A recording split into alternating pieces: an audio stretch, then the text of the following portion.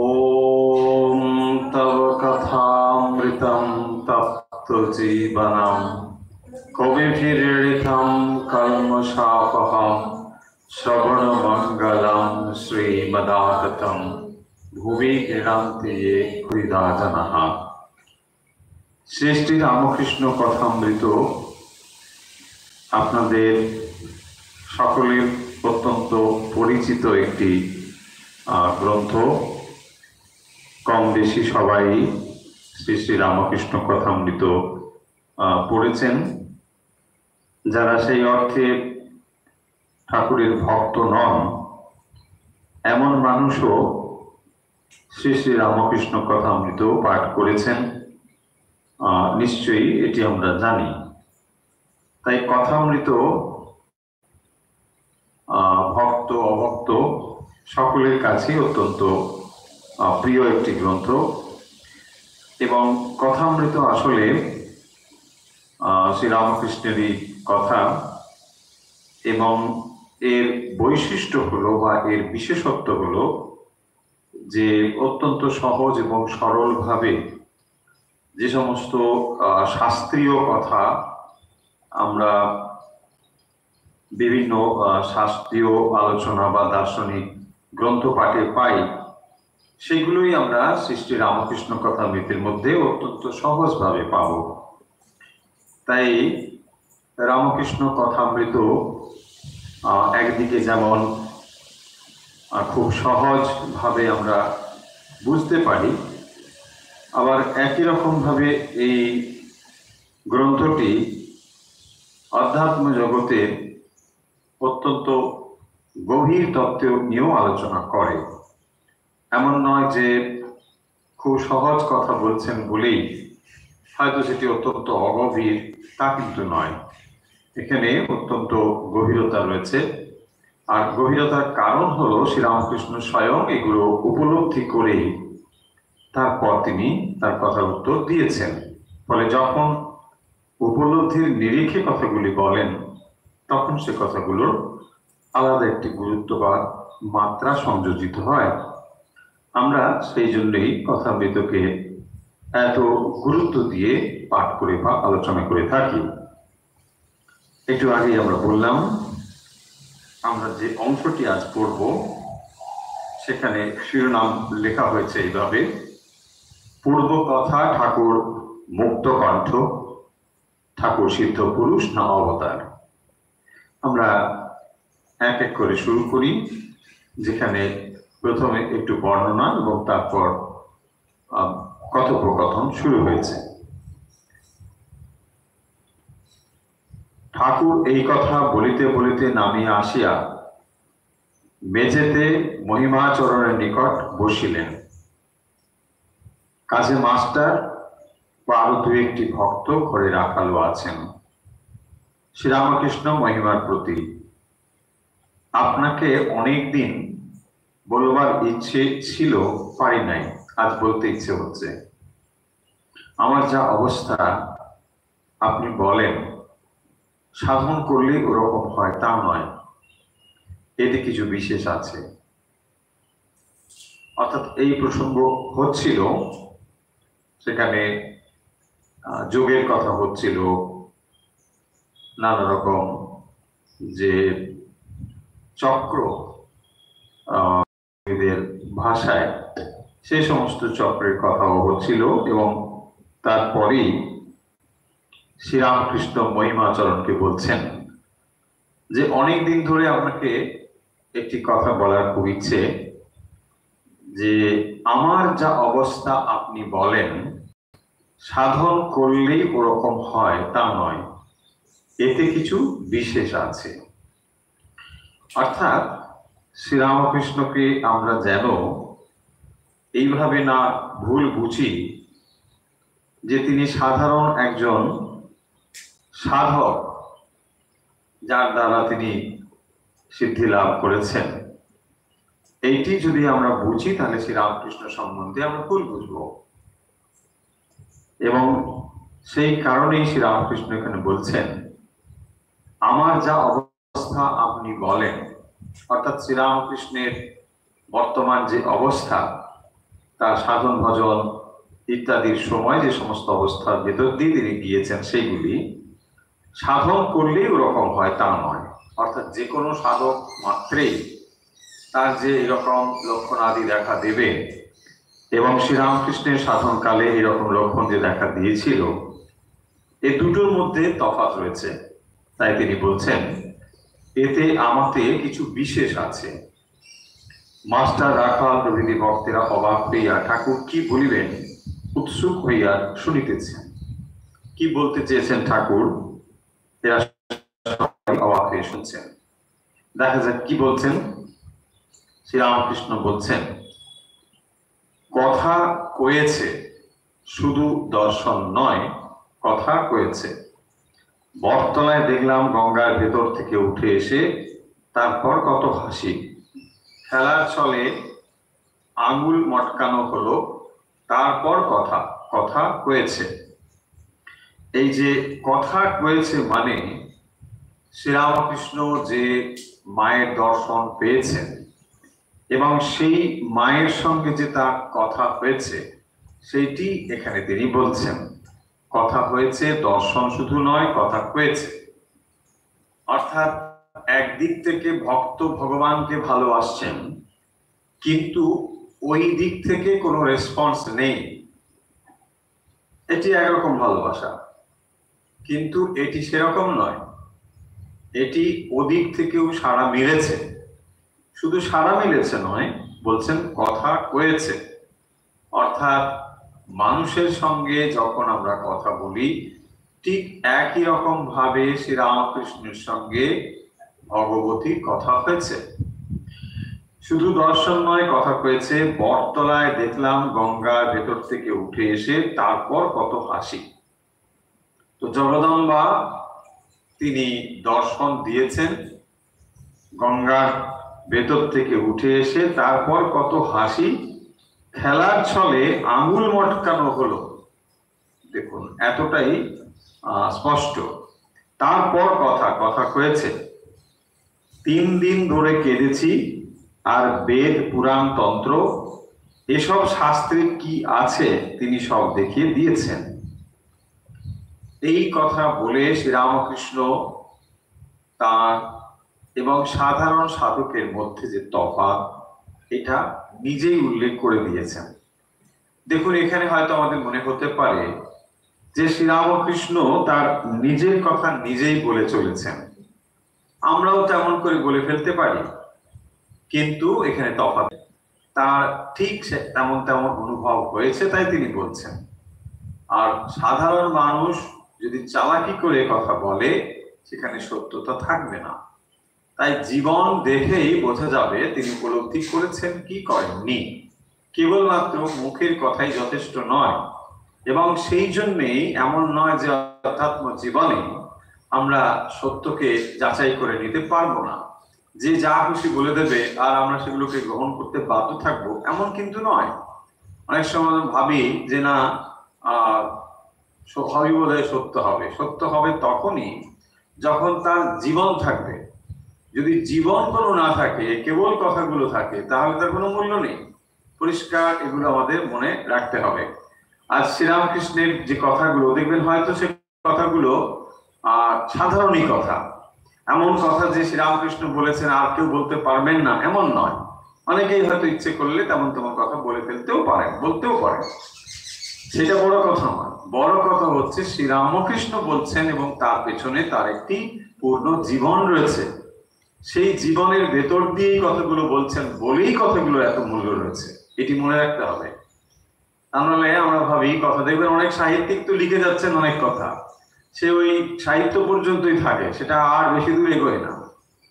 যখন কোনো লিখছেন, লিখতে লিখতে দুটো ওয়ার্ড এদিক ওদিক হয়ে গেল, দুটো শব্দ সুন্দর করে একটা হয়ে গেল, বা কি সুন্দর একটা লেখা হলো, কিন্তু ওটা ওইটুকুই, সে সাহিত্যই থাকবে, তার আর বিশেষ কোনো মূল্য থাকবে না।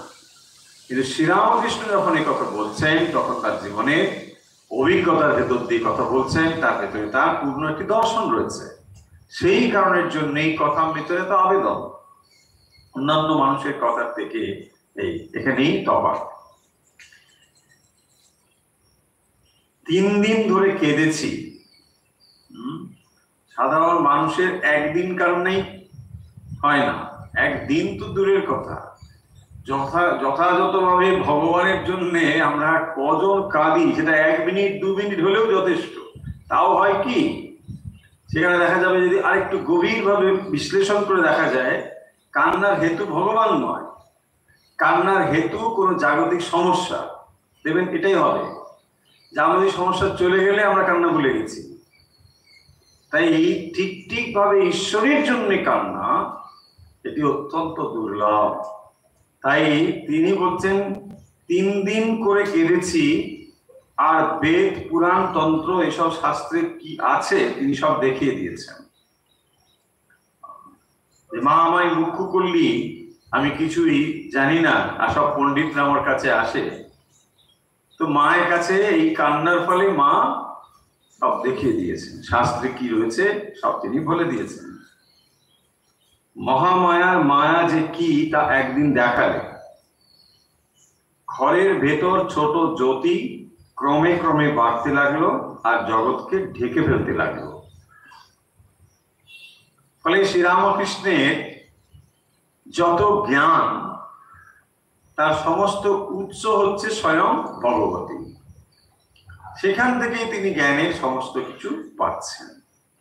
দেখবেন যখন যখন যা দরকার হয়েছে, তিনি যেহেতু মাতৃনির্ভর, ছুটে গিয়েছেন মায়ের কাছে সমাধানের জন্য, যে মা এখন আমি কি করব, ন্যাংটা এসেছে, এটাও মায়ের কাছে ছুটে গিয়েছেন। বলছে না না, এর জন্যই এসেছে, তুমি শিক্ষা লাভ করবে, বইকে যাও, নিশ্চয়ই শিক্ষা করবে।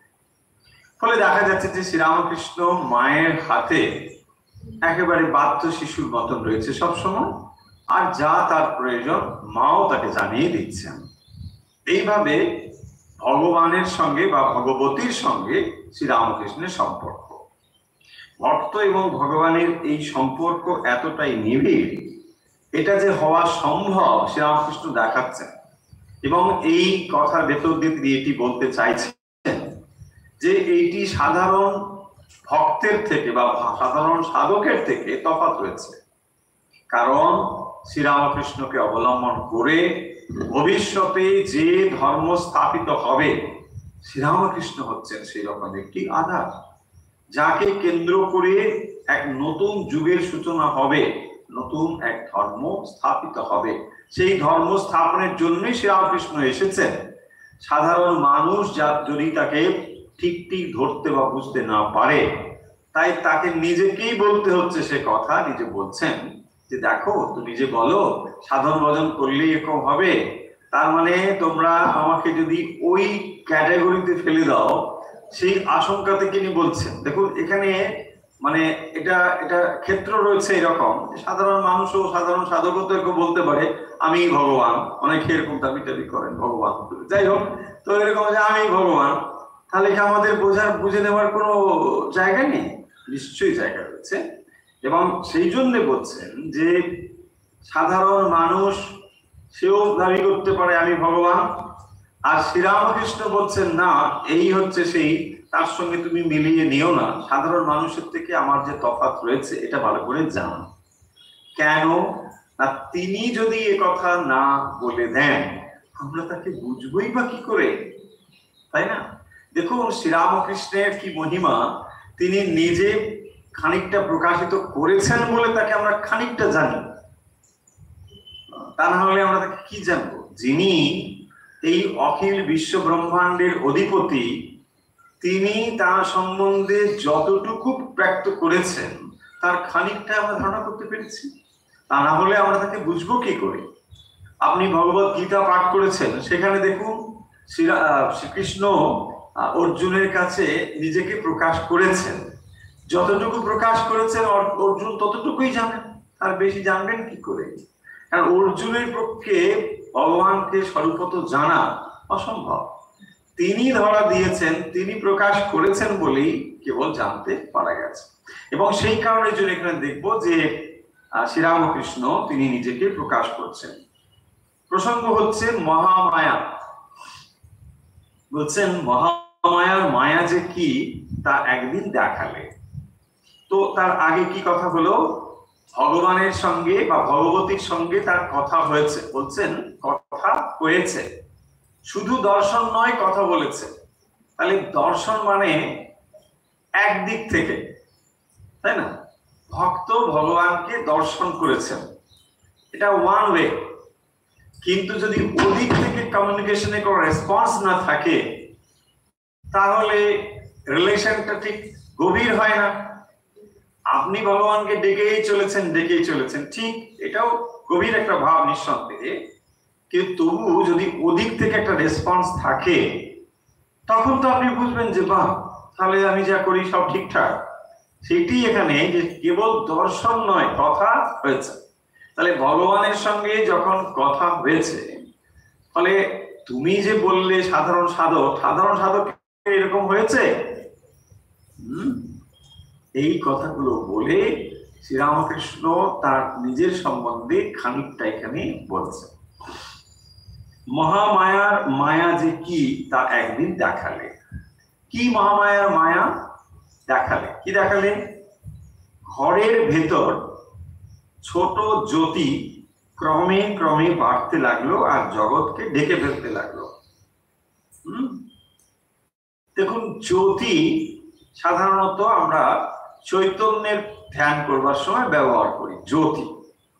আবার এখানে মায়া রূপ দর্শনের শ্রীরামকৃষ্ণ এটিকে জ্যোতি রূপে বলছেন।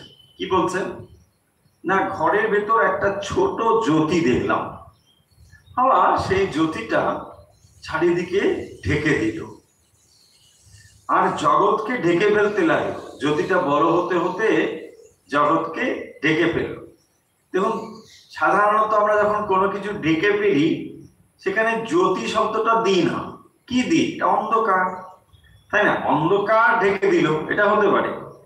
কিন্তু জ্যোতি ঢেকে দিল, কথার তাৎপর্য কি? জ্যোতি ঢেকে দিল মানে এই যে অন্ধকার বা মায়া, এটাও কিন্তু জ্যোতিষ্মান। তার মানে সেই আত্মজ্যোতিতে সেটিও জ্যোতিষ্মান হয়েছে, সেটাও আলোকিত হয়ে রয়েছে, অথচ সেটি যেন ঢেকে আছে।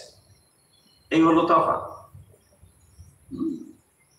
সাধারণত অন্ধকারই আলোকে ঢেকে দেয়, কিন্তু এখানে অন্ধকার অর্থাৎ মায়া, অজ্ঞান, সেই মায়া আসলে কার? সেই মায়াও কিন্তু চৈতন্যেরই মায়া। তাই যে জ্যোতি, সে জ্যোতি আসলে চৈতন্যেরই জ্যোতি, কিন্তু সেটা যেন আবরণ বা ঢেকে দিয়েছে, আবৃত করেছে। তাহলে ওই আবরণটুকুই বলছেন জগৎকে ধীরে ধীরে যেন ঢেকে দিল। আবার দেখালে যেন মস্ত দিঘি পানায় ঢাকা। তার মানে মায়া জিনিসটিকে তিনি বোঝাচ্ছেন। আর এই মায়ার জন্য কি হয়ে আছে? আমরা নিজেদেরকে জানতে পারছি না, এই জগতের স্বরূপ জানতে পারছি না, নিজেদেরকেও জানতে পারছি না। আর নিজেদেরকে না জানার ফলে আমরা এই অজ্ঞান অন্ধকারে রয়েছি।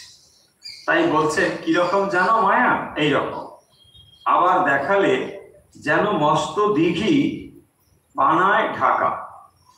হাওয়াতে পানা একটু সরে গেল, অমনি জল দেখা গেল। পানা একটু সরে গেলে জল দেখা যাচ্ছে। তার মানে পানার ভেতরে আসলে জলই রয়েছে। দেখো, জলটা কিসের প্রতীক? জলটা হচ্ছে এখানে পরমাত্মার প্রতীক, তাই না? মায়াটা ঢেকে দেওয়া হলো, তাহলে যে দেখছে সে হচ্ছে জীবাত্মা, আর এই জলটা পরমাত্মার প্রতীক, আর ওপরে পানা রয়েছে মায়া। তো সেই পানা একটু একটু করে সরে যাচ্ছে হাওয়াতে, তারপরে হাওয়াতে পানা একটু সরে গেল, অমনি জল দেখা গেল। তার মানে দেখুন, অজ্ঞান একটু করে সরে গেলে ভেতরে যে স্বরূপ জ্ঞান রয়েছে সেটি প্রকাশিত হবে, স্বরূপ জ্ঞান প্রকাশিত হবে।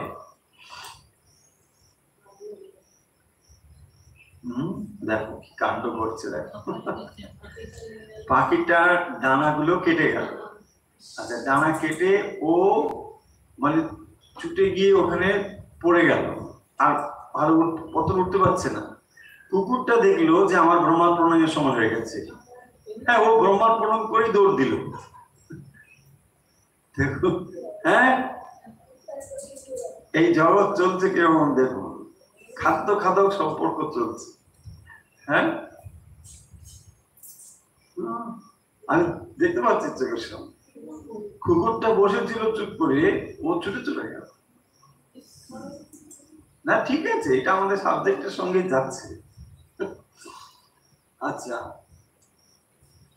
তো অমনি জল দেখা গেল, কিন্তু দেখতে দেখতে চারদিককার পানা নাচতে নাচতে এসে আবার ঢেকে ফেলবে।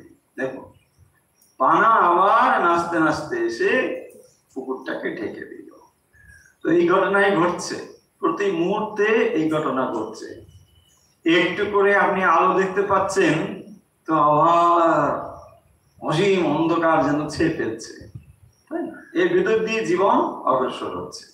আপনি একটু কখনো আড়াল টাড়াল করে শরীর টরি একটু দেখছেন, অল্প একটু চকচকে আলো, মানে আলো, তার পর মুহূর্তেই দেখছেন আবার অন্ধকার। সেইটি বলছেন যে পানা নাচতে নাচতে এসে, নাচতে নাচতে মানে মায়া হচ্ছে এরকমই যে নাচের বিভঙ্গে আপনাকে ভুলিয়ে দিচ্ছে। দেখুন, নাচ শব্দটাও ঠিক সুন্দরভাবে প্রয়োগ করা হয়েছে। মায়া নাচতে নাচতে আসছে, মানে পানাগুলো নাচতে নাচতে ওই জলটাকে ডেকে দিচ্ছে। সো অজ্ঞান যখন আসবে আপনি বুঝতে পারবেন না এটা অজ্ঞান, ওই নাচের বিভঙ্গ, একটা সুন্দর করে নাচ হচ্ছে। তা আপনি বাহ কি সুন্দর, আসলে ওই নাচেই আপনি ভুলে আপনাকে জ্ঞানটাকে ঢেকে দেওয়া হচ্ছে। বাস, মায়া এই কাজটা করছে, আর যত সময় এই কাজটা সে করতে পারছে, সি ইজ হ্যাপি। বাহ, এই তো আমার, এটাই তো কাজ, আমি এটাই করলাম, খুব খুশি। দেখালে ওই জল যেন সচ্চিদানন্দ, দেখুন, আর পানা যেন মায়া। এই পানা হচ্ছে মায়া, আর এটা কি করে, একটু করে সরে যায়, আবার নাচতে নাচতে এসে ডেকে দেয়। হাওয়াতে পানা একটু করে সরে যায়, আবার এসে ঢেকে দিচ্ছে। তাহলে আপনি যদি সচেতন না হন, সচেষ্ট না হন, তাহলে আপনি ওই পানার ঢাকা আর ওই অল্প করে একটু দেখা, এর ভেতরেই জীবন চলবে। যদি আপনি সতর্ক হন, তাহলে চেষ্টা করবেন যে ওই অবস্থাটা কি করে লাভ করা যায়। সেটাই বলছেন, যদিও এক একবার চকিতের ন্যায় দেখা যায়, তো আবার মায়াতে ডেকে ফেলে। চকিতের জন্য একটু দেখা যায়, কিন্তু আবার মায়াতে ডেকে ফেলে। কি বলছেন শ্রীরামকৃষ্ণ, তার অভিজ্ঞতার কথা বলছেন, আর মায়া ব্যাপারটি কিরকম সেটি বলছেন। কিরূপ লোক এখানে আসবে, আসবার আগে দেখিয়ে দেয়। শ্রীরামকৃষ্ণ তার সাধন কালে যে সমস্ত অভিজ্ঞতা, সেগুলো এখানে বলছেন। ঠাকুর সিদ্ধ পুরুষ না অবতার? সিদ্ধ পুরুষ হলে কি হয় না, তিনি বদ্ধ, তারপরে সাধনা করছেন, তারপর মুক্ত হচ্ছেন।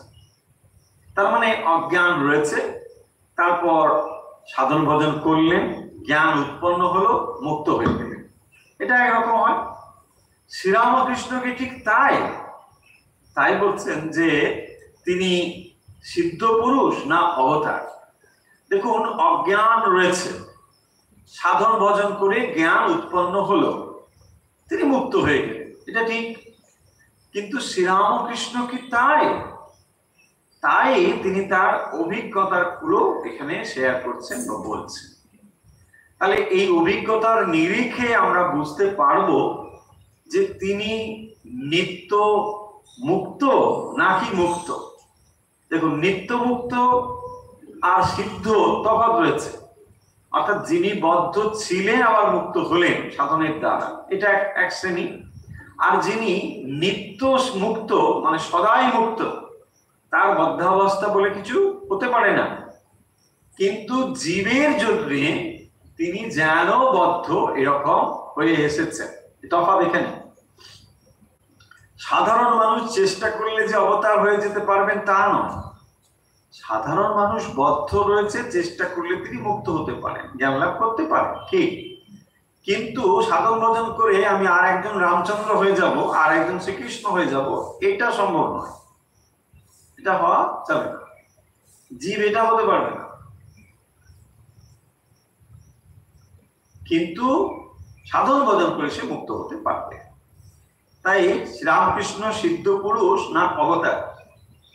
বলছেন কিরূপ লোক এখানে আসবে, আসবার আগে দেখিয়ে দেয়। কে দেখিয়ে দেয়? মহামায়া, মা দেখিয়ে দেয়। বটতলা থেকে বকুলতলা পর্যন্ত চৈতন্য দেবের সংকীর্তনের দল দেখালে, তাতে বলরামকে দেখলাম, না হলে মিছরি এসব কে দেবে? আর একে দেখেছিলাম, একে একে মানে মাস্টারমশাইকে। তো তখন তিনি কোন কোন ভক্ত সেখানে আসবে আগে থেকে মা তাকে দেখিয়ে দিতেন, এটা বলছেন। মানে কোন ধরনের ভক্ত আসবে, কে কে আসবে, এটা তিনি জানতে আগেই পারেন। দেখুন, এই কথাগুলো বলার তাৎপর্য হচ্ছে যাতে করে আমরা শ্রীরামকৃষ্ণ সম্বন্ধে একটা ধারণা করতে পারি। আর তিনি যে সিদ্ধ পুরুষ এমন নয়, তিনি যে অবতার পুরুষ, এই সম্বন্ধে আপনার ধারণা যাতে হয়। মহামায়া তাকে দেখিয়ে দিচ্ছেন, এবং দেখিয়ে দিচ্ছেন বটতলা থেকে বকুলতলা পর্যন্ত চৈতন্য দেবের সংকীর্তনের দল দেখালে।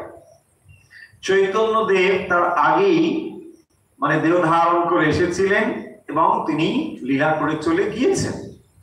অথচ এই চৈতন্য সত্তাই তো আবার শ্রীরামকৃষ্ণ রূপে অবতীর্ণ হয়েছেন, কারণ অবতার পুরুষ তিনি একই, অনেক অবতার নয়, যদিও অনেক রকম রূপ ধরে তাকে আসতে হয়।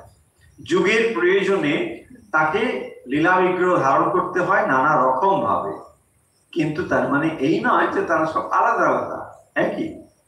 শ্রীরামকৃষ্ণ নিজেই বলেছেন যে কেউ যদি রান্না করে তাকে আমরা একরকম নাম দিই, আবার ওই মানুষটি যখন বাগানে কাজ করে তাকে আরেক রকম নাম দিই।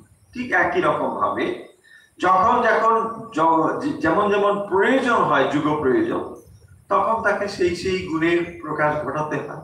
তিনি তেমন করেই আসেন, অথচ একজন। তাই বলছেন তাতে বলরামকে দেখলাম, বলরামও সেখানে ছিলেন, আর মাস্টারমশাইকেও দেখেছেন। কেশব সেনের সঙ্গে কথা হবার আগে তাকে দেখলাম, সমাধি অবস্থায় দেখলাম কেশব সেন আর তার দল। এক ঘর লোক আমার সামনে বসে রয়েছে, কেশবকে দেখাচ্ছে যেন একটি ময়ূর তার পাখা বিস্তার করে বসে রয়েছে। পাখা অর্থাৎ দলবল। শ্রীরামকৃষ্ণ তার কাছে যারা যারা আসবেন ভবিষ্যতে, তাদেরকে সবাইকে তিনি আগে দেখেছেন। কেশবের মাথায় দেখলাম লাল মণি, ওটি রজগুণের চিহ্ন। কেশব শিষ্যদের বলছে, তিনি কি বলছেন তোমরা সব শোনো। মাকে বললাম, মা এদের ইংরেজি মত, এদের বলা কেন? তারপর মা বুঝিয়ে দিলে যে কলিতে এরকম হবে। তখন এখান থেকে হরিনাম আর মায়ের নাম ওরা নিয়ে গেল। তাই মা কেশবের দল থেকে বিজয়কে নিলে, কিন্তু আদি সমাজে গেল না। নিজেকে দেখাইয়া এর ভেতর একটা কিছু আছে। দেখুন, শ্রীরামকৃষ্ণ তার সাধন কালে যে সমস্ত অনুভূতি তা তিনি এখানে বলছেন, এবং মায়া জিনিসটি কি সে কথাও বলছেন। কি করে শ্রীরামকৃষ্ণ তার এই যে অভিজ্ঞতাগুলো বলে যেটা বলতে চান, কি করে আমরা ভগবানকে ভালোবাসতে পারি। কথামৃতের ভেতরে দেখবেন বারবার শ্রীরামকৃষ্ণ বলছেন মূল কথা হলো বা মোট কথা হলো ভগবানকে ভালোবাসা। দেখুন, এই যে বারবার তিনি সলিউশন মানে সিদ্ধান্ত দিচ্ছেন যে যা কিছু করো সব ঠিক রয়েছে, এই পথ দিয়ে যাবে, ওই পথ দিয়ে যাবে, সব ঠিক। মূল কথা হচ্ছে ভগবানকে ভালোবাসতে হবে, জোশ করে তাকে ভালোবাসতে হবে, যেমন করে হোক ভগবানকে ভালোবাসতে হবে। ভগবানকে ভালোবাসাই হলো মূল কথা। আমরা হয়তো ভগবানকে ভালোবাসার চেষ্টা করি, আবার বিষয়কেও ভালোবাসি। দেখবেন এই জন্য আমাদের ভালোবাসা ঠিক ভাবে প্রকাশিত হয় না। আমরা যে ভগবানকে ভালোবাসি না তা নয়, কিন্তু বিষয়ের প্রতি ভালোবাসা এত গভীর হয়ে রয়েছে যে সেই ভালোবাসা ঠিক প্রকাশিত হতে পারে না। অন্ধকার এত গভীর যে একটা ছোট্ট বাতি হয়তো সেই অন্ধকারটাকে কোনোভাবেই প্রকাশ করতে পারছে না। সেই জন্য একটা টিমটিমে বাতি হয়তো জ্বলছে, তাও আবার অনেক রকম ব্যাপার, নানা রকম বাতাস এখানে ওখানে প্রবল ভাবে উঠছে, কখন না নিভে যায় সেই বাতাস। ওই একটা বাতি টিম করে জ্বলছে, আর চারিদিকে ঘন অন্ধকার। এই হচ্ছে আমাদের পরিস্থিতি। এবং সেই জন্যে আমরা ঠিক বুঝে উঠতে পারছি না যে ভগবানকে এত ডাকছি, কি হচ্ছে, ডাক কি পৌঁছচ্ছে? সেই জন্য না আমরা অনেক সময় হতাশ হয়ে পড়ি, বুঝতে পারি না। কিন্তু এই ডাক ঠিকঠাক ভাবে আমরা যদি বুঝতে চাই, তার জন্য যেটি দরকার সেটি হচ্ছে বিষয় থেকে মনকে তুলে ঈশ্বরে দিতে হবে। সেটা অনেকে আমরা করতে পারি না বলে এইভাবে আমরা ঈশ্বরের ভালোবাসা মানে অনুভব করতে পারি না। যদিও আমরা ভাবি যে আমরা ভগবানকে ভালোবাসছি, অনেক ক্ষেত্রে দেখা যাবে যে ভগবানের কাছে আমরা হয়তো কোনো একটা সমাধান চাইছি, কোনো একটা বিষয়ের ব্যাপারেই চাইছি যে এই সমাধানটুকু হয়ে গেলে ভগবান তাহলেই তুমি আছো, আমি বুঝতে পারবো, বা এরকম কিছু। তাহলে আমাদের প্রার্থনাগুলো আসলে সকাম প্রার্থনাই হয়। ভগবানকে ভালোবাসার জন্য প্রার্থনাগুলো যে সব ক্ষেত্রে হয় তা কিন্তু হয় না। সেই জন্য দেখবেন ভাই সুন্দর একটি কথা আছে ইংরেজিতে, no one can serve two masters, no one can serve two masters. So দুটো প্রভুকে আপনি একসঙ্গে সেবা করতে পারবেন না। যখনই আপনি বিষয়ের সেবা করার কথা ভাবছেন তখন ওদিকে একটু টান পড়বে।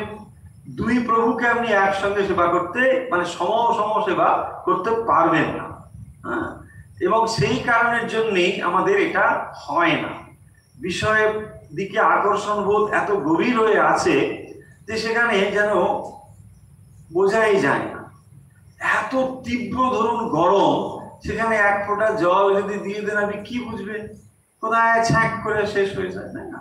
শ্রীরামকৃষ্ণ বলছেন কামারশালায় যখন লাল হয়ে থাকে লোহাগুলো, সেখানে অল্প একটু যদি জলের ছিটে দিয়ে দেওয়া হয়, লোহা একটা আগুন লাল হয়ে আছে, তো আপনি একটু জলের ছিটে দিলেন, একটু ছ্যাঁ করে উঠলো, তখন আবার জেকে লাল হয়ে আছে। এই অবস্থা আমাদের হয়ে গেছে। হ্যাঁ, সেই জন্য আমরা বুঝতে পারি। আর শ্রীরামকৃষ্ণ এই অভিজ্ঞতাগুলো কেন বলছেন না, এগুলো দিয়ে যদি আমাদের মন একটু একটু করে ঈশ্বরের দিকে যায়, যে দেখো আমি এই রকম অবস্থা থেকে তোমাদের কাছে নেমে এসেছি সাধারণ মানুষ হয়ে, আমি সাধারণ মানুষ হয়েই তোমাদের কাছে এই কথাগুলো বলছি, যদি এতে তোমাদের কাজ হয় কোনো। দেখো এত ভাবেই শ্রীরামকৃষ্ণ আমাদের জন্য করছে, নেমে এসেছেন, তাই জন্য তাকে অবতার বলা হয়। নেমে আসেন বলেই, অবতরণ করেন বলেই, তার অবস্থান থেকে তিনি নেমে এসেছেন, স্বাভাবিক অবস্থা থেকে নেমে এসেছেন। আর তাই তিনি এই কথাগুলো বলছেন। এবার কি বলছেন যে এর ভেতর একটা কিছু আছে, এইটাকে তোমরা সাধারণ সিদ্ধ পুরুষ বলে ভেবো না। তার এতগুলো কথা তো বললেনি, তারপরে বলছে দেখো এর ভেতর একটা কিছু আছে। গোপাল সেন বলে একটি ছেলে আসতো অনেকদিন হলো, এর ভেতর যিনি আছেন গোপালের বুকে পা দিলে সে ভাবে বলতে লাগলো, তোমার এখন দেরি আছে, আমি ঐহিকদের সঙ্গে থাকতে পারছি না। তারপর যাই বলে বাড়ি চলে গেল। তারপর শুনলাম দেহত্যাগ করেছে। সেই বোধ হয় নিত্য গোপাল। দেখো বলছেন এর ভেতর কিছু একটা আছে। তার মানে স্বরূপত যে তিনি স্বয়ং ঈশ্বর, মায়ার মধ্যে এসে তিনি মাঝে মাঝে হয়তো সেই স্বরূপটাকে কখনো কখনো ভুলে যাচ্ছে, আবার মুহূর্তে স্বরূপ প্রকাশিত হচ্ছে। আর যখন তার স্বরূপটায় মায়ার আবরণ পড়ে তখন তিনি হয়ে যান ভক্ত শ্রীরামকৃষ্ণ। আবার যখন মায়া সরে যায় তখন তিনি হন ভগবান শ্রীরামকৃষ্ণ। অবতার পুরুষের এই হচ্ছে বিশেষত্ব। সেখানে দুটি জিনিস প্রকাশিত হবে, তাকে অধিকাংশ সময় মনে হবে ভক্ত, আবার কখনো কখনো তার স্বরূপটাও আমরা বুঝতে পারব।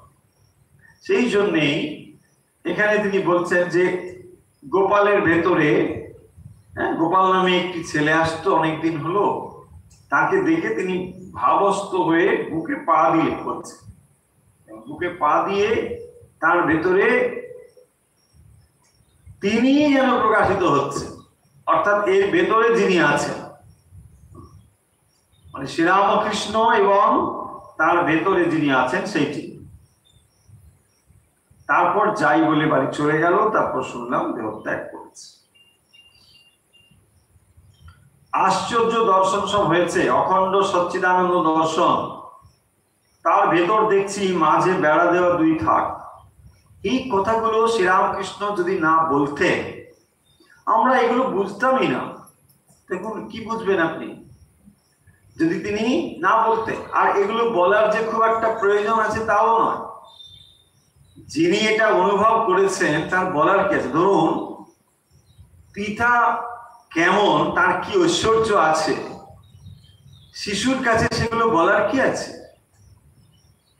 তার পুত্র কিন্তু সে শিশু বোঝে না, যদি না বোঝে বাবা সেগুলো তার কাছে বলার কি মানে কি, কোনো নেই। কিন্তু তিনি এগুলো বলছেন তবুও, যে না হলে তাকে কে চিনবে, দ্বিতীয়ত আর কেউ নেই। শ্রীরামকৃষ্ণের স্বভাব বা শ্রীরামকৃষ্ণের স্বরূপটাকে চিনবার জন্যে আর কে আছে। তাই নিজে তিনি এটা বলে যাচ্ছেন, কারণ তা নাহলে আমরা বুঝতেই পারবো না, জানতেই পারবো না। আশ্চর্য দর্শন সব হয়েছে, অখণ্ড সচ্চিদানন্দ দর্শন।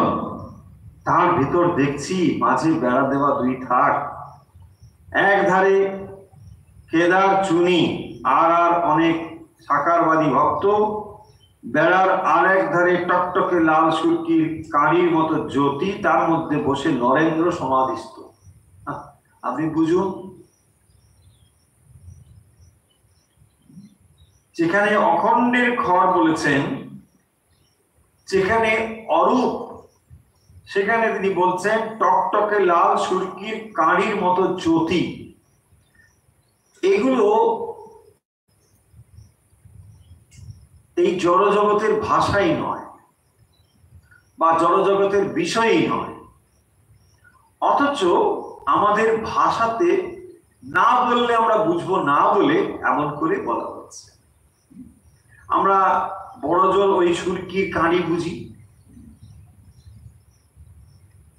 লাল রংটাও খানিকটা বুঝি, আর জ্যোতি টতি একটা ধারণা আছে। সেই জ্যোতি ধারণা মানে কি, যেগুলো আমরা যা বুঝি সেটা হচ্ছে জড় জ্যোতি। জ্যোতি মানে আলো জ্বললো, সেখান থেকে আপনি দেখছেন একটা জ্যোতি। বাট এই জ্যোতি আর এই জ্যোতি এক নয়, এটা হচ্ছে চৈতন্য জ্যোতি। আর আমরা যেটা দেখি জড় জ্যোতি, আপনি আলো দেখছেন, জড় আলো, চৈতন্য নয়, তফাৎ আছে। চৈতন্য জ্যোতিতে ভস্মীভূত হবে না, কিন্তু জড় জ্যোতিতে ভস্মীভূত হবে, তাই না? তফাৎ আছে। কিন্তু তফাৎ থাকলেও আমরা এর বেশি আর বুদ্ধি যাবে না। তাই আমাদের ভাষায় এমন করে তিনি একটা ধারণা দিচ্ছেন, জানো এরকম অবস্থা, আর সেখানে নরেন বসে আছে। দেখুন আর একবার লাইন পড়ি। এক ধারে কেদার চুনি, আর একদিকে সাকারবাদী ভক্ত, আর অনেক সাকারবাদী ভক্ত। কেদার চুনি আর অনেক সাকারবাদী ভক্ত, সাকার ভক্তরা একদিকে আছে। বেশ, বেড়ার আর এক ধারে টকটকে লাল সুরকির কাঁড়ির মতো জ্যোতি, একটা বেড়া ব্যবধান, একদিকে সাকারবাদী আর একদিকে লাল সুরকির মতো জ্যোতি, তার মধ্যে বসে নরেন্দ্র সমাধিস্থ। এই কথাগুলো ভেতর দিয়ে শ্রীরামকৃষ্ণকে কি আপনার মনে হবে যে তিনি এক সিদ্ধ পুরুষ? না, স্বামীজি বলেছেন শ্রীরামকৃষ্ণ হচ্ছে শুধু ভগবান নয় রে, ভগবানের বাপ। ভগবান নয়, ভগবানের বাপ। তো যেখান থেকে সমস্ত অবতার পুরুষ আসেন, তো তিনি তো ভগবানের বাপই হবেন, তাই না?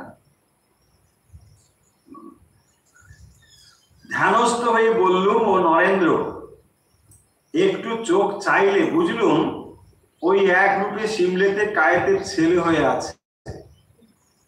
শ্রীরামকৃষ্ণের এই কথা যদি তিনি না বলতেন আমরা কিছুই বুঝতাম না, আর বলার পরেও আমরা খুব একটা যে বুঝি তাও নয়। ধ্যানস্থ দেখে বললুম, ও নরেন্দ্র। নরেন্দ্র ধ্যান করছেন, তার মানে নরেনের যে স্বরূপটা শ্রীরামকৃষ্ণ ধ্যানে দর্শন করে বলছেন যে আমি দেখলাম নরেন হচ্ছে এইরকম, মানে নরেনকে স্বরূপত তিনি দেখেছেন। আবার বলছেন, একটু চোখ চাইলে বুঝলুম ওই এক রূপে সিমলেতে কায়েতের ছেলে হয়ে আছে। তার মানে সমাধি যখন রয়েছে, সমাধি থেকে তিনি আবার তাকাচ্ছেন, মানে তার বুদ্ধিত অবস্থা হয়েছে এক স্বরূপে, তিনি সমাধিস্থ। আবার যখন তাকিয়েছেন, মানে তখন আবার এই সিমলেতে ছেলে হয়ে, বলছেন সিমলেতে কায়েতের ছেলে হয়ে আছে, বিশ্বনাথ দত্তের ছেলে হয়ে তিনি এখানে রয়েছেন। স্বরূপত ওইখানে, এখানে রয়েছে। তার মানে ওখান থেকে চলে এসেছেন, মানে তার ওই সত্তা যে ওখানে আছে এখানে নেই, বা এখানে আছে তো ওখানে নেই, এরকম নয়। সাধারণত আমরা কি বুঝি যে তিনি এখানে আছেন তো ওখানে নেই, তাই না? সাধারণ মানুষের ক্ষেত্রে তাই হয়, কারণ আমরা শরীর নিয়ে গমন করি। শরীরটি একটি সীমাহিত করেছে, তাই আপনি শরীর সংযুক্ত হয়ে এখানে আছেন তো শরীর সংযুক্ত ওখানে নেই। ঠিক একই সময় আপনি বাড়িতেও আছেন আবার মন্দিরেও আছেন, এটা কি হবে? তাই না? দেখুন, হবে না। কেন হবে না? না, আপনি শরীরের সঙ্গে সংযুক্ত হয়ে আছেন বলে এটা হবে না। এবারে ভাবুন, যিনি কেবল শরীরটার সঙ্গে সংযুক্ত হয়ে নেই, তিনি একই সময়ে সর্বত্র থাকতে পারেন একই সময়ে। কারণ শরীরটা কেবল তিনি তা নন, শরীর তার একটা প্রকাশ, এছাড়াও তিনি আছেন। অর্থাৎ যিনি সেই সর্বব্যাপী সত্তাতে ব্যপ্ত হয়ে আছেন, তিনি সর্বত্রই রয়েছেন। তিনি এই মুহূর্তে এখানের মধ্যে রয়েছেন, আবার যেখানে তিনি দৃষ্টি দিচ্ছেন, মনে করছেন, সেখানেও আছেন। দেখুন, এটা কল্পনা করলে খানিকটা বুঝতে পারবেন। ধরুন আপনি আমেরিকা গিয়েছেন, এখন এখানে বসে বসে আমেরিকা ভাবতে পারেন, হ্যাঁ আমি ওখানে যাচ্ছি, এই করছি। তার মানে আপনার সত্তাটার উপস্থিতি ওখানেও আপনি করতে পারছেন। যারা ওই ধরনের পুরুষ, সর্বব্যাপী যারা নিজের সত্তাকে অনুভব করেন, তারা একই মুহূর্তে এখানেও আছেন, এখানেও আছেন। সেইটি শ্রীরামকৃষ্ণ বলছেন যে দেখলাম এক রূপে সিমলেতে কায়েতের ছেলে হয়ে আছে। তখন বললাম, মা ওকে মায়ায় বদ্ধ করো, তা না হলে সমাধিস্থ হয়ে দেহত্যাগ করবে।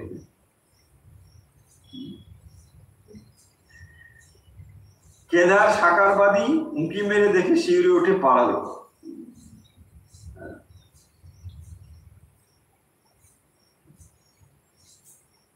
নরেন্দ্রনাথের ভেতরে একটু মার, মানে ওর মধ্যে একটু মায়ায় বদ্ধ করে দাও, তা না হলে সমাধিস্থ হয়ে দেহত্যাগ করবে।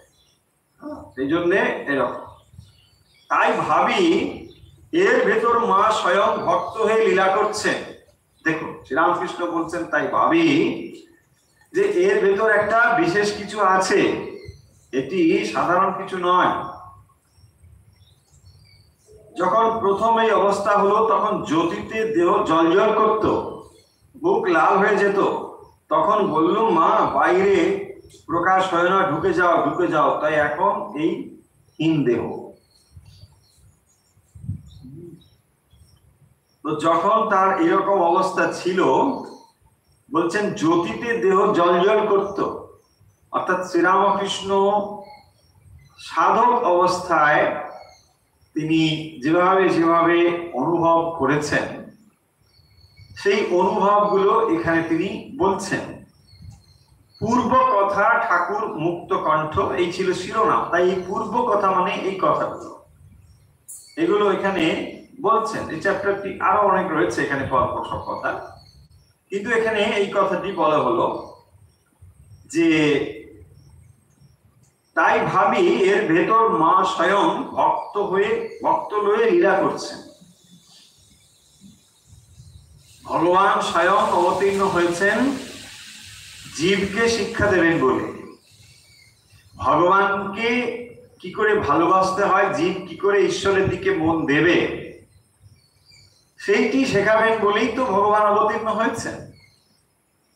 কি করে ঈশ্বরে মন হয়, তাই না? স্বভাবতই আমরা বিষয় নিয়ে রয়েছি, এটা নতুন করে বলার কিছু নেই। কিন্তু এই মনকে যে ঈশ্বরের দিকে দেওয়া যায়, এইটি তো বড় শিক্ষা। শ্রীরামকৃষ্ণ এসে এটাই তো বললেন যে বিষয়ে তো আমরা সকলেই রয়েছি, এটা নতুন করে বলার কিছু নেই।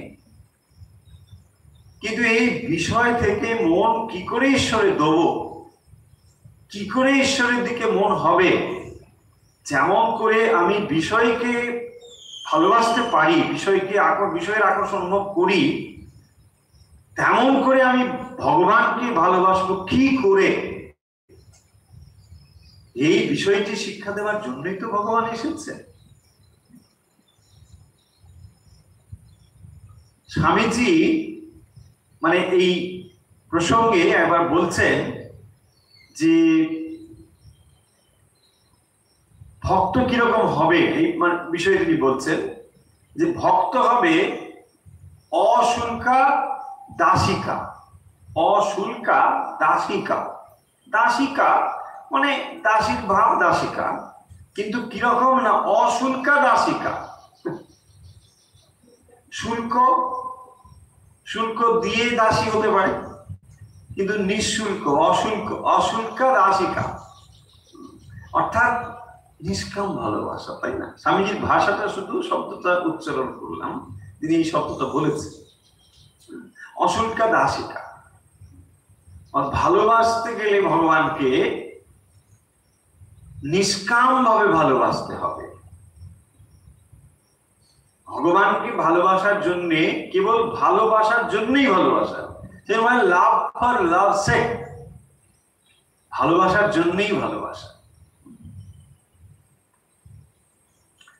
ভালোবাসি নাহি বাসো নাইকো তারও অভিলাষী, মানে আমি ভগবানকে ভালোবাসি, আমি তাই ভালোবাসি, নৈকো তারও অভিলাষী, মানে আমি তুমি আমাকে ভালোবাসবে তাই ভালোবাসি, আমি এটা চাই না, এটা আমার অভিলাষ নয়। ভালোবাসো নাহি বাসো, মানে আমি ভালোবাসি, বাট তুমি আমাকে ভালোবাসো কি না বাসো আমি তার অভিলাষী নই। হ্যাঁ, সেই জন্যে ভালোবাসো নাহি বাসো নৈকো তারও অভিলাষী, আমরা শুধু ভালোবাসি ভালোবাসি ভালোবাসি। ভগবানকে ভালোবাসি, এটাই হচ্ছে মূল কথা। তুমি আমাকে যে ভালোবাসবে, যদি বাসো বাসো কোনো কিছু, আমি তার অভিলাষী নই। আমি যেন কেবল তোমাকে ভালোবাসতে পারি, তুমি ভালোবাসবে কিনা এটা আমি ঠিক করে দিতে পারি না। আমি যেটা পারি, আমার হৃদয় যেটা পারে, কেবল উজাড় করে তোমাকে আমি ভালোবাসতে পারি। সেই জন্যে ভালোবাসো নাহি বাসো নৈকো তারও অভিলাষী, আমি তার অভিলাষী নই। আমরা শুধু ভালোবাসি ভালোবাসি ভালোবাসি। তো ভগবানকে কি করে ভালোবাসতে হয় সেটি তিনি বলছেন, আর বলছেন যে এর ভেতর স্বয়ং মা ভক্ত লয়ে লীলা করছেন। তাহলে ভগবান স্বয়ং এসেছেন, আর মহামায়া তার ভেতর দিয়ে ভক্ত রূপে প্রকাশিত হয়েছেন। তা না হলে লোকে জ্বালাতন করতো। ওই যে না, যে রূপ, বাইরের যে রূপ, এইটিকে তিনি চলে যেতে বললেন, যে না, আর এই বাইরের রূপ যেন না হয়। তাই এই দেহ, লোকের ভিড় লেগে যেত, যেরূপ জ্যোতির্ময় দেহ থাকে, সেরকম জ্যোতির্ময় দেহ যদি থাকতো, লোকের ভিড় লেগে যেত। দেখুন, এরা কেন মানে শুদ্ধ ভক্ত বা শুদ্ধ ভক্তি দেওয়ার জন্য যে যে বিষয়গুলোতে আমাদের মনের অশুদ্ধতা তৈরি হতে পারে, সেগুলোকে পরিহার করে চলছে। তা না হলে আমাদের মন অশুদ্ধ, সেই অশুদ্ধ মন কি করবে? অনিষ্ট আরো বেশি করে ফেলবে, ক্ষতি বেশি আর হয়ে যাবে। তাই ভগবান রূপটাকে আড়াল করে দিচ্ছেন, যে না,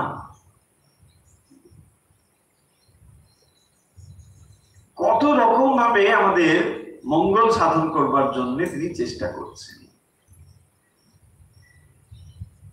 শ্রী শ্রী মাও দেখুন এরকম করে বাইরের রূপটাকে ঢেকে দিচ্ছেন,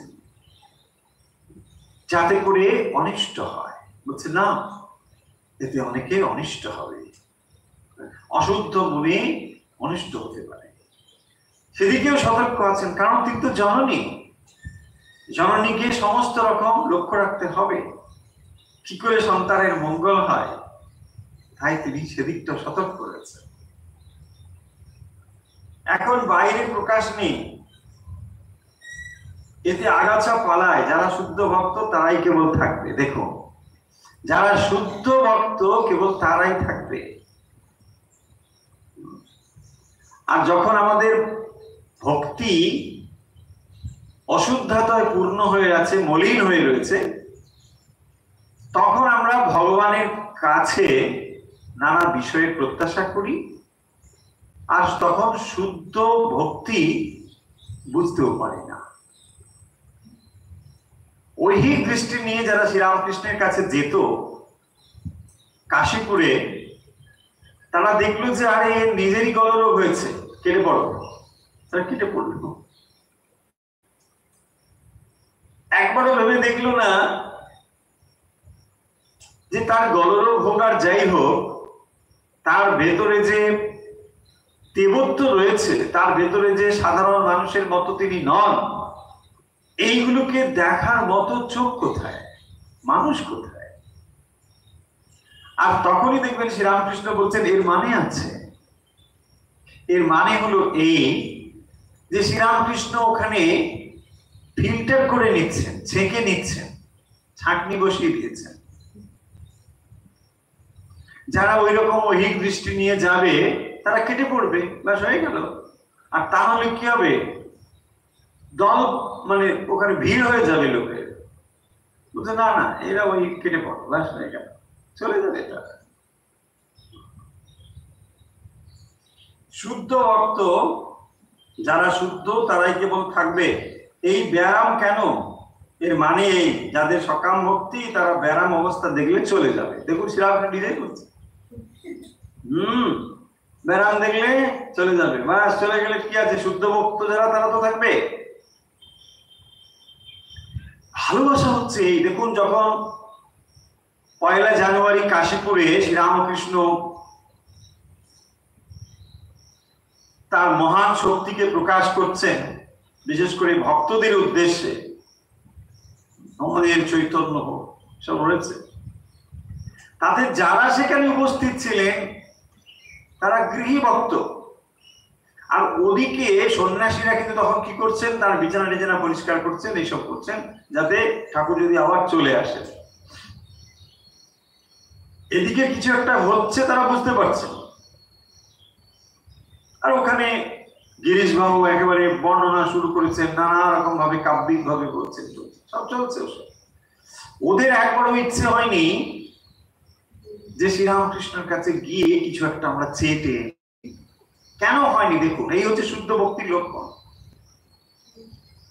যে আমি যদি ঠাকুরকেই পাই তাকে আবার চাইবার কি আছে? যার কাছে এত শক্তি, তো তিনি তা আমাকে দেবেনই দেবেন।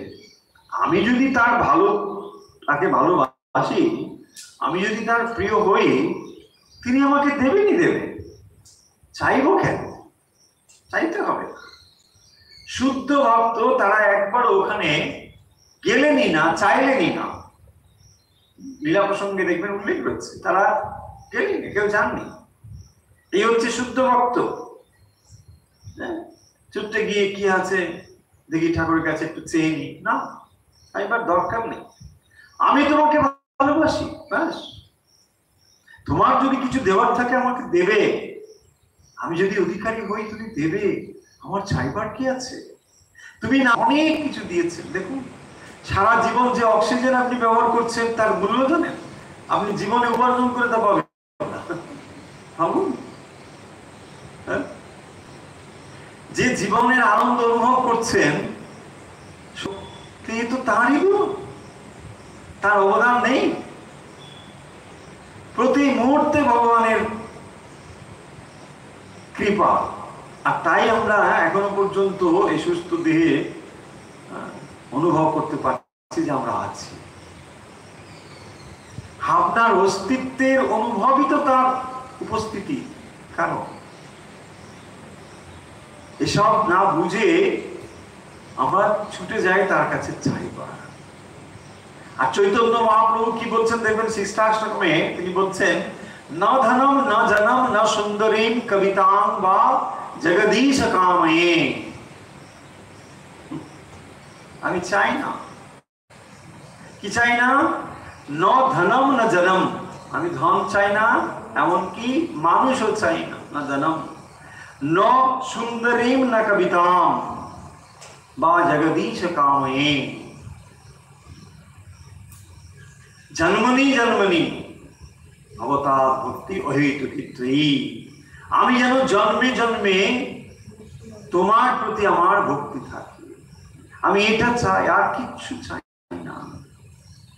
অহেতুকী ভক্তি হচ্ছে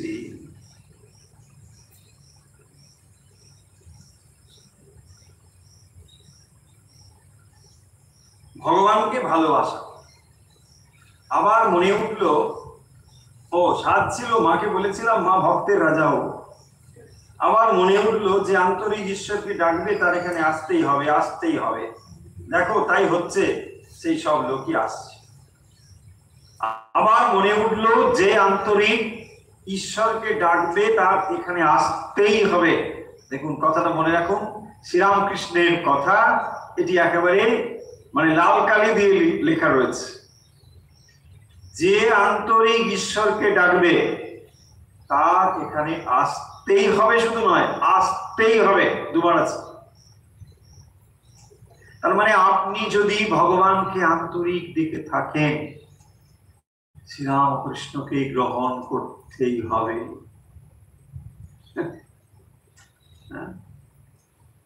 ভালো তাকে লাগবে, আপনার অন্য কোনো ভাব আর ভালো লাগবে না।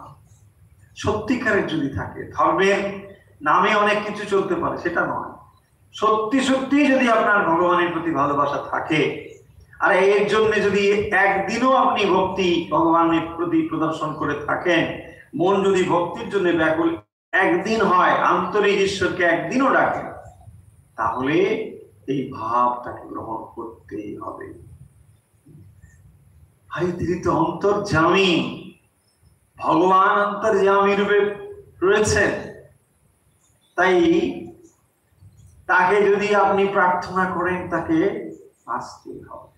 যখন গিরিশ ঘোষ বলছেন যে কই আমার কই গুরু হলো, হ্যাঁ, বলছে না গো তোমার গুরু হয়ে গেছে। বলছে গুরু হয়েছে? হ্যাঁ। সে খুবই মানে ওরকম করে বলছে, শালা আমি জানি, এরকম শালা টালা বলেছে, ও তো তুমি ভাষা। তারপরে বলছে, আরে তুমি জানো না তো ওই যে গান লিখেছ জুড়াইতে চাই, কোথায় জুড়াই? বলছে আমি তো গান খাতায় লিখে রেখেছি, আপনি জানলেন কি করে? তখন গান প্রচারিত হয়নি কিন্তু। কি অদ্ভুত দেখুন, বলছে তুমি যে ব্যাকুল হয়ে খাতায় গান লিখেছিলে, কার জন্য লিখেছিলে? হয়নি মানে তুমি ডাকনি? বলছে এই যে একদিন যে আন্তরিক ডাকবে এখানে আসতেই হবে। জুড়াইতে চাই, কোথায় জুড়াই?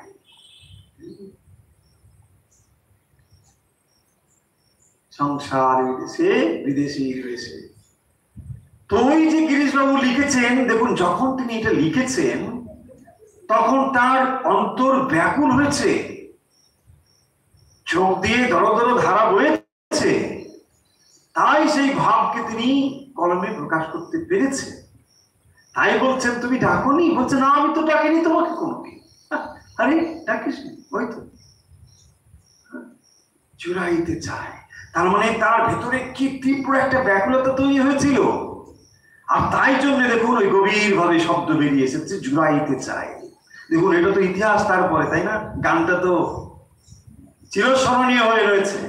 জুড়াইতে চায় কি করে হলো? ঠাকুর আরে আপনি জানলেন কি করে?